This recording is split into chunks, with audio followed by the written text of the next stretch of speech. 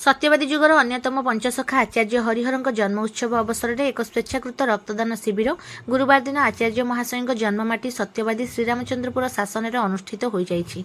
ओडिशा साहित्य एकाडेमी आचार्य युव परिषद और पुरीर अन्यतम अग्रणी सामाजिक संगठन महाविनायक सेवा टेम्पल ट्रस्ट मिलित आनुकूल्य आयोजित होता शिविर में पुरी जिला रेडक्रॉस आचार्य हरिहर रक्त भंडार अधिकारी और स्टाफगण 50 यूनिट रक्त संग्रह करथिले। युव परिषदर सभापति सुब्रत नंद, ग्रामर विशिष्ट व्यक्ति राधाकांत सार, महाविनायक ट्रस्ट उपदेष्टा निरंजन मिश्र, सभानेत्री सविता मिश्र, कोषाध्यक्ष झांसीराणी मिश्र, बेबीलाल और दिव्यसिंह प्रधान समेत युव परिषदर कर्मकर्तागण सहयोग प्रदान पूर्वक रक्तदान शिविर को परिचालना करथिले।